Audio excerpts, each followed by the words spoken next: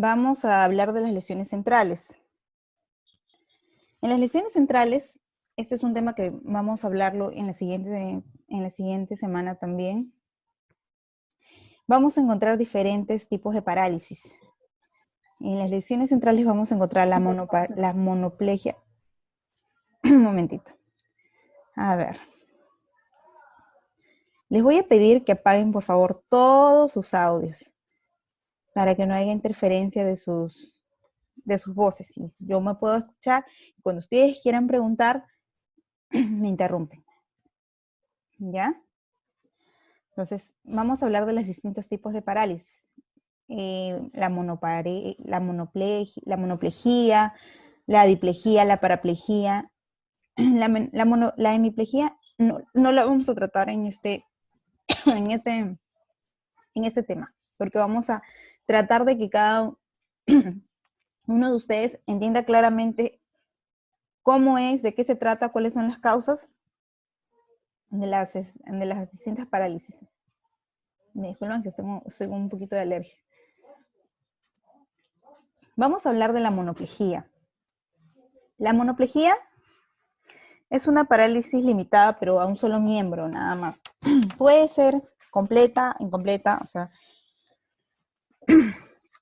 es de acuerdo a lo que se puede afectar. Algunas son braquiales, otras son crurales. Cuando hablamos de braquiales, quiere decir del miembro superior, y cuando hablamos de crurales, miembro inferior.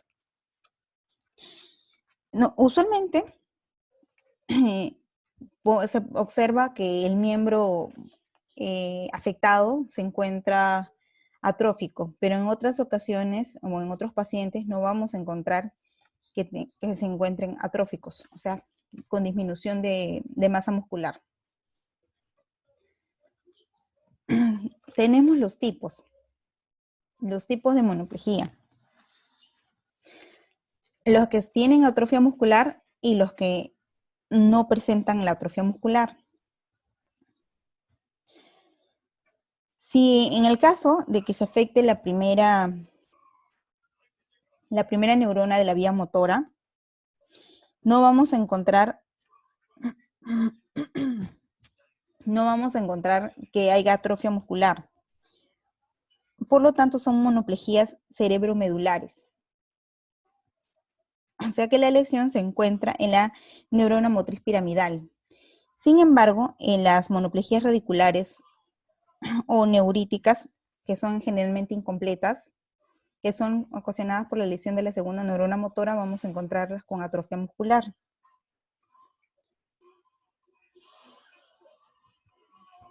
Las monoplejías cerebromedulares, las que no tienen atrofia muscular, se observa que al inicio son flácidas, pero después posteriormente se vuelven espásticas y con mucha contracción. Sin embargo, las que son sin atrofia muscular pueden ser flácidas o espásticas según la lesión periférica que contengan. Pero puede depender de, por ejemplo, de que pudo haberle dado una poliomielitis, o se encuentra también en ellas que hay una reflexia, o sea, no hay reflejos, no se encuentran reflejos. Y la atrofia muscular, que es visualmente, se observa visualmente, pues no hay necesidad no es necesidad de palpar para que te des cuenta que es atrófico, o sea, visualmente lo puedes observar. Y es degenerativa. Las causas pueden ser por tumores, por enfermedades como la esclerosis múltiple, por traumatismos, tóxicas, degenerativas, sistemáticas. O sea, pueden ser diferentes tipos las causas por las que una persona pueda tener una monoplejía. Pero la diferencia la va a ser dónde se localiza la lesión. Si la lesión se localiza o es de la primera neurona, entonces estamos hablando de una en la que no vamos a notar la atrofia, pero sí se va a notar los otros signos y síntomas. En los signos y síntomas, obviamente que el paciente va a tener problemas para estirar el brazo. Si estamos hablando de una monoplejía que no tiene atrofia muscular, pero sí vamos a encontrar una espasticidad o una contracción fuerte, obviamente el paciente no va a poder extender el brazo afectado por completo. Y tampoco, si es que, como son usualmente completas, tampoco va a extender los dedos, van a ser patrones y movimientos bruscos con grados visibles de rigidez.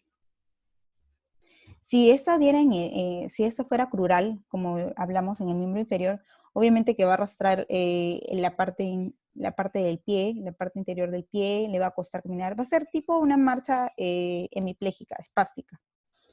Pero cuando hablamos de una monoplegia con atrofia muscular, obviamente esta se va a notar que aparte de que le faltan los reflejos, el miembro superior va a caer inerte, no va a haber movimientos, o se va a observar poco movimiento. En los tratamientos van a ser basados en cuanto a lo que sea la evaluación fisioterapéutica que le hagas. Como ya habíamos explicado, si tiene atrofia muscular el paciente, obviamente que va a haber actividades que no va a poder realizar, por ejemplo, en las actividades de motricidad fina, ¿no? O incluso actividades de motricidad gruesa, van a ser un poco complicadas para que pueda realizar. Por lo tanto, de acuerdo a la indicación que dé el médico, se pueden hacer tratamientos como hidroterapia. La hidroterapia específicamente es recomendada a pacientes con el miembro espástico, ya porque la hidroterapia va a ayudar a que se relajen los músculos, mejore el movimiento en el agua, ¿no? La electroterapia puede ser mucho en las que son las monoplejías con atrofia muscular, ayudan a mantener el trofismo y puede que ayuden a mantener un poco la contracción si es que el paciente tiene un caso leve o moderado, pues, ¿no? En el que sí pueda mover y de repente con eso podemos mejorar la contractibilidad de los músculos. Antes de pasar a diplejía, ¿tienen alguna duda con monoplejía?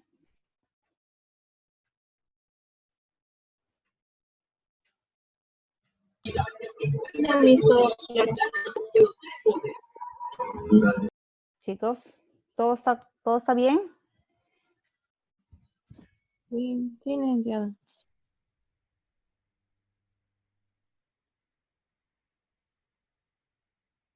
Ya, hablemos Sí, entonces. Ya, listo. Entonces hablemos de la diplejía. La diplejía es un término que está sustituyendo al término de la parálisis cerebral bilateral. Usualmente cuando ustedes escuchan el término diplejía lo van a encontrar más en niños que en adultos, pero ¿por qué en adultos más se usa el término paraplejía? Las diplejías, usualmente cuando ustedes busquen información van a aparecer las congénitas, las que se están presentes en la etapa infantil en los niños, pero también se encuentra en los adultos. ¿Ya? Mayormente se predispone o se dice que son para miembros inferiores, o sea, se presenta más en las piernas, ¿no? Y lo que es característico es la marcha en el patrón de las marchas de tijera. No sé si han llevado un tema sobre marchas o tipos de marcha. Vamos a tratar de incluirlo en lo de las marchas, o investiguen sobre las marchas neurológicas. En una de esas van a encontrar ustedes las marchas en tijera. Bueno, esto, la diplejía mayormente es espástica y por eso se presentan las marchas en tijeras, pero también hay diplejías que son braquiales, o sea, en los miembros superiores. Esto sucede cuando se lesiona la neurona motriz periférica y es de tipo flácida, por lo mismo que se presenta arreflexia. Arreflexia es la disminución de los reflejos o no hay reflejos, ¿ya? Y suelen ser incompletas, o sea, puede ser que pueda levantar el hombro, pero a partir del codo no hay función, o puede ser que desde la muñeca ya no haya función, entonces a eso se habla de una lesión incompleta.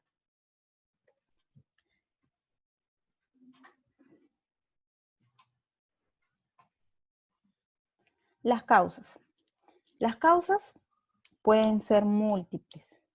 Pueden ser congénitas porque hubo un problema en nacer y las personas van creciendo bajo ese patrón, bajo esa dificultad, esa parálisis. Pero también pueden ser enfermedades infecciosas. Pueden ser meningitis que pudieron contraer en el tiempo las personas, accidentes cerebrovasculares, siringomelia, esclerosis múltiple, o sea, enfermedades degenerativas, compresiones medulares. Diversas pueden ser las causas. ¿Cuáles son los signos y síntomas? La mayoría de las parálisis, que en donde se daña la primera neurona motora, vamos a encontrar espasticidad. Ya, cuando son lesiones centrales vamos a encontrar espasticidad. Empieza por un estadio flácido y luego termina en un estadio espástico. Cuando nos damos, por ejemplo, también tenemos signos ahí, el signo de Babinski y el reflejo de Clonus. ¿Cómo vamos a saber si una persona tiene un reflejo de Clonus positivo, como se dice? ¿Cómo yo evaluar ese reflejo? Cuando uno evalúa el reflejo de Clonus, primero necesitamos hacer la flexión en el miembro. Si vamos a evaluar en el miembro inferior, hacemos la flexión, en este caso de la articulación del pie, del tobillo, ¿ya? Y cuando nosotros estamos flexionando, automáticamente va a haber una respuesta de extensión, pero repetitiva, que es un movimiento involuntario. Incluso el paciente no va a saber que lo está realizando. Entonces, eso es un reflejo de Clonus positivo. El signo de Babinski, como lo ven en la imagen, el signo de Babinski consiste en que el evaluador, siempre para evaluar unos tipos de parálisis, ustedes deben llevar un lapicero, un instrumento que tenga punta roma en la cual ustedes puedan evaluar sus reflejos. Sirve mucho para evaluar sensibilidad. Y van a tener la planta de su pie, del pie del paciente en ese caso, y van a hacer el recorrido desde la mitad del pie, o sea, del inicio del talón hacia el inicio de la primera cabeza del dedo gordo. Y en donde van a observar que la respuesta para un reflejo, para un signo de Babinski positivo, es que el paciente extienda los dedos. Entonces, al extender los dedos es un Babinski positivo. Si cerrara los deditos, entonces estamos hablando de que ese paciente no tiene el signo de Babinski negativo. La marcha de tijeras, que obviamente va a ser algo que van a observar desde que entren, porque uno tiene que observar todo del paciente, cómo camina, de qué estado de ánimo viene, o sea, ver al paciente como un todo. Y si tú ves al paciente que viene caminando con los pies hacia adentro, de puntitas, que se le cruzan las piernas, que se tiene que ayudar por sus familiares o con su andador, porque difícilmente se puede sostener o coordinar bien su marcha, entonces estamos hablando de una marcha de tijeras. También puedes observar los signos, como ya habíamos hablado, también podemos observar los signos en los miembros superiores, ¿no? Algunos, que son muy raros, pueden presentar flacidez, pero la mayoría presenta flacidez, por lo tanto, no van a encontrar mucha plasticidad. ¿Cuáles son los tratamientos? El tratamiento es la reeducación de la marcha, ¿ya? Pero ustedes no van a ver primero eso, tienen que evaluar y priorizar qué es lo que su paciente necesita. De repente viene con dolor y eso es lo primero que tienen que tratar, el dolor. De repente vienen o trae otro problema, dificultad en tal cosa, o observamos disminución o desbalance muscular. Entonces todo eso es lo que van a observar primero. O de repente no se para, o está acostumbrado a estar sentado en la silla de ruedas. Entonces, ¿qué es lo primero que yo debo trabajar? A ver, algún voluntario que me diga, si mi paciente está sentado en la silla de ruedas y yo quiero ¿qué sería lo siguiente que yo quisiera? ¿Qué es lo que yo quiero obtener? Tono muscular, o sea, fuerza. El tono muscular y la fuerza son distintos, porque claro que se van relacionados, pero son distintos, porque el tono muscular, el tono muscular cuando hablamos de tipo de tono, estamos hablando del tono bajo y el tono alto, la hipertonía y la hipotonía. Si estamos hablando de miembros inferiores, vamos a encontrar espasticidad, pero también el tono va a estar un poco disminuido. Y la fuerza muscular obviamente que no es algo que se pueda medir porque la espasticidad la va a anular por completo, porque van a ganar ciertos grupos musculares en la tensión, en la contracción. Entonces, lo recomendable ahí sería evaluar, por ejemplo, qué músculos, qué grupo muscular está espástico y qué grupo muscular no está comprometida la espasticidad. Porque si estamos hablando de una diplejía, no están todos los grupos musculares espásticos. Entonces, por ahí empezaríamos. Empezaríamos a trabajar la relajación o el balance del tono, del tono muscular por grupos musculares.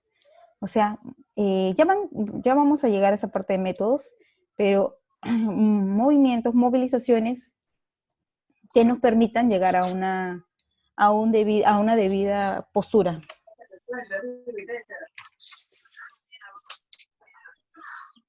Silencien, por favor, sus micrófonos si no van a hacer preguntas. Luego, si la espasticidad es muy fuerte, ya esto no es nuestro campo, pero el tratamiento médico depende mucho del médico en realidad, que puede usar las toxinas botulínicas.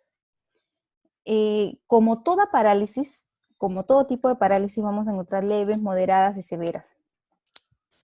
Si es leve, obviamente no se le va a colocar toxina botulínica. Si son severas, probablemente lo tomen como un tipo de tratamiento, pero nosotros no podemos ni recomendar ni siquiera que se le pueda aplicar eso al paciente. Ahora, si hablamos de un plan de tratamiento, que ustedes ya me imagino deben manejar, si yo hablo de un plan de tratamiento, yo debo tener un plan basado en objetivos y metas. Si yo encuentro a mi paciente en silla de ruedas, que fue la pregunta que hice, entonces ¿cuál va a ser mi siguiente objetivo? Relajar, tratar de relajar, colocar en postura, echarlo en tal caso, porque es la postura más fácil, y trabajar la postura de relajación. Hacer movilizaciones pasivas en las cuales yo permita observar cómo están esas articulaciones y de ahí posteriormente trabajar poco a poco la marcha. Primero la bipedestación, la postura por pocos tiempos y después posteriormente la marcha. Pero en ese lapsus que yo hago las movilizaciones pasivas podría trabajar otros métodos.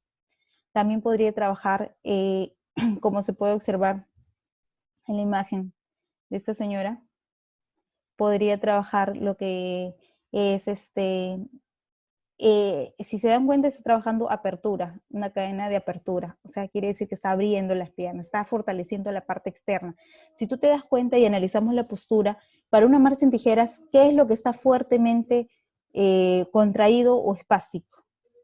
Es una pregunta para ustedes. ¿Qué pueden responder? Evalúen la postura y me dicen qué músculo ahí, al menos en la parte de los músculos, en la parte del muslo, cuál es el músculo que está más complicado ahí, ¿no? Está más comprometido.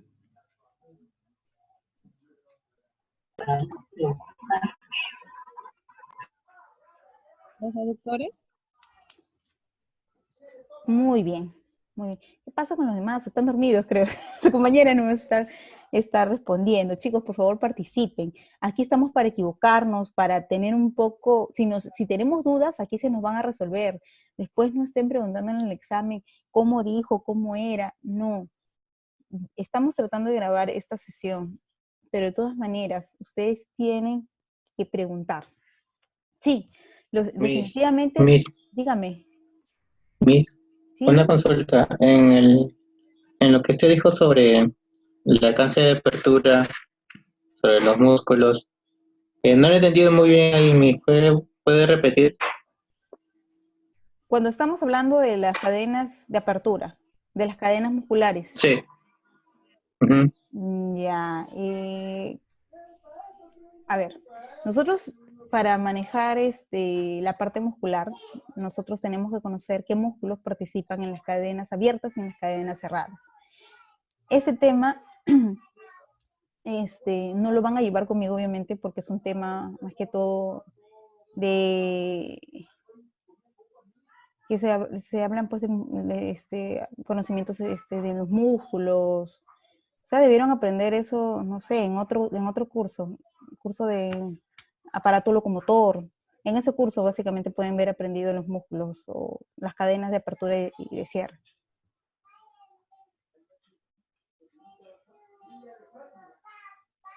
Bien. El tiempo se nos acaba, pero si se nos acaba vamos a tratar de abrir otra reunión, ¿ya? Y obviamente cuando hablamos de las cadenas de apertura, estamos hablando solamente para que los abductores. Si en la marcha de cruzada, en la marcha de tijeras, está presente o está mayormente comprometido los aductores, ¿ya? Vamos a trabajar los abductores, todo lo que sea en apertura, en abierto, ¿ya? También podríamos utilizar lo que es la hidroterapia, porque en la hidroterapia nos va a ayudar a realizar los movimientos de una manera más libre. A fortalecer los músculos también, ¿no? ¿Cómo, Katia? No te entendí. A fortalecer los músculos. A fortalecer los músculos, pero a mejorar más que todo el patrón de marcha, el balance muscular. A reeducar la marcha, ¿no? Exacto, reeducar la marcha, ¿no? Porque dentro de la hidroterapia usualmente vamos a estar nosotros para enseñar, dirigir, guiar. Ahora, vamos a hablar de la paraplegia. ¿Quedaron sus dudas en la diplegia? Randy, ¿tu duda se fue despejada o todavía no has entendido lo de las cadenas? Sí, ya le entendí muy bien. Sí, ya, ok. Sí, no estoy tan segura si ustedes aprendieron lo de las cadenas. De repente hay términos que no conocen, que no nos recordamos de repente en el momento y entonces me dicen para que puedan o lo investiguen en ese tal caso, ¿no? Ahora vamos a hablar de las paraplejías. Y en las paraplejías, estas sí solamente y únicamente son la lesión, o vamos a encontrar la lesión, la parálisis de ambos miembros inferiores. Ese es el requisito. Para que nosotros podamos decir es una paraplegia, es porque la lesión es bilateral. De las vías motoras, la lesión de la vía motora es bilateral.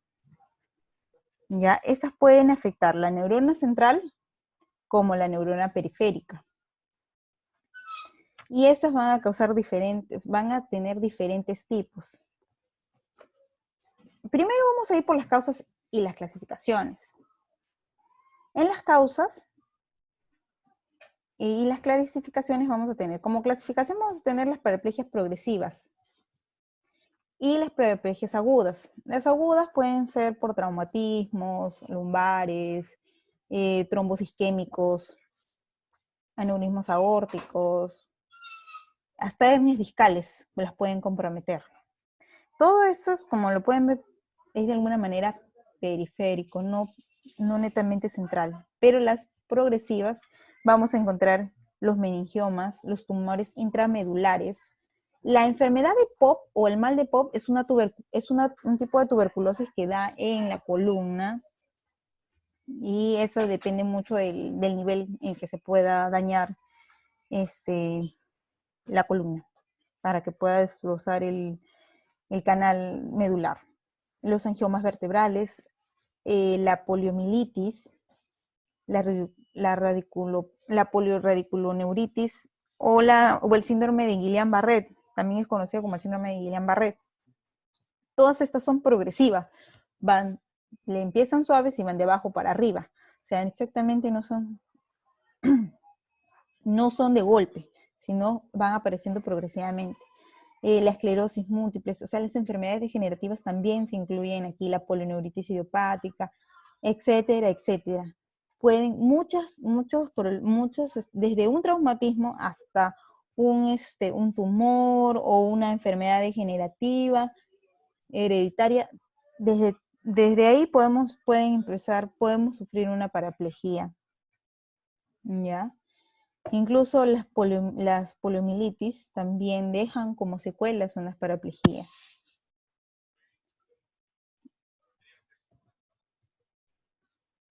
Los signos y los síntomas. Es la pérdida de movimiento en los miembros inferiores, la alteración de la sensibilidad. Muchos tienen parálisis esfinterianas. Los reflejos están exagerados o algunos no tienen ausencias de reflejos. Obviamente que hay cambios en la función sexual, en la sensibilidad sexual y la fertilidad. Ya no es posible tener actividad sexual, también puede haber incontinencia, o sea, puede haber parálisis esfinteriana, puede haber retención de orina, retenciones fecales. Según el tono muscular y los reflejos, aquí sí cambia. Cuando está dañada la vía motora piramidal, que son la neurona central, o sea, el sistema nervioso central, esta es obviamente una paraplejía espástica. Y va a presentar el clonus, la hiperreflexia, o sea, sus reflejos van a estar súper exagerados. Signo de Babinski positivo presente, trastornos sensitivos, va a sentir mucho dolor, un roce va a sentir demasiado, o va a sentir sensaciones de quemazón, de ardor, de punzadas. Entonces, también vamos a encontrar la retención, la constipación y posteriormente la incontinencia. O sea, al inicio, o puede ser que también sea permanente, que va a tener el paciente trastornos, pues, con la retención de la orina, de la materia fecal, no va a poder ir solo, ni va a sentir cuando tenga necesidad de orinar, no va a ver la información no va a llegar cuando tenga la vejiga llena. Igual mismo cuando pasan en la incontinencia, tampoco sienten cuando la orina está saliendo o está siendo vaciada la vejiga. Entonces todo eso se va a ver comprometido, se va a ver muy acentuado. Se va a ver shock espinal. Shock espinal. Esas son las fases. Todavía no vamos a llegar a las fases. Pero el shock espinal es una fase con deflexión. Ya, estamos hablando primero de las paraplejías espásticas. Para no nos vayamos a confundir. Ya, ahí sí vamos a encontrar pues todo eso, como le digo, la incontinencia. Se debe mayormente a causas por tumores, esclerosis múltiples, siringomelias. Pero ahora vamos a pasar, sigue lo que dijo Katia, vamos a hablar de las paraplegias flácidas. Estas usualmente son por la neurona motora periférica, o sea, pueden ser por poliomielitis, por el síndrome de Guillain-Barré, pueden ser tóxicas, pueden ser por traumatismo. Estas se dividen en dos: parálisis flácidas medulares y las neuríticas. En las medulares la lesión va a estar en las asas anteriores de la médula. Se caracteriza por las hipotonías, la reflexia y la parálisis esfinteriana. Está constituida por paresis y muchos dolores. Y la neurítica es un tipo ya de radicular y se inicia de forma lenta, pues, ¿no? Y empieza ya poco a poco a subir. Entonces, ¿cómo vamos a hablar? Por ejemplo, vamos a encontrar los músculos flácidos, como dice, inertes, con pocos reflejos tendinosos, que se acompaña por sus características en los primeros días por un shock medular, un shock espinal. Cuando hablamos de las fases, vamos a encontrar las fases como el shock espinal. Al inicio va a ser flácido, va a tener retención urinaria y fecal, y puede durar hasta 6 semanas. Son las fases por las que va a pasar un parapléjico. Posteriormente va a tener fases en la actividad de la flexión. Ya esto va a hacer que sus reflejos tendinosos duren 6 meses o a 1 año. ¿Qué significa eso? Que el paciente va a estar, toda su actividad va a ser en flexión, o sea, va a estar dobladito. Posterior a eso va a pasar, o a veces no puede que retroceda y solo se quede en la fase de flexión o puede que progrese y pase a la fase de extensión, a la fase refleja progresiva de extensión, ya que aparece en la raíz de los miembros y es definitiva, o sea, hace que el paciente ya no ande mucho tiempo doblado, sino que sí pueda extender. Hay algunos parapléjicos que llegan a caminar con soportes y otros que no llegan a caminar y se quedan en sillas de ruedas.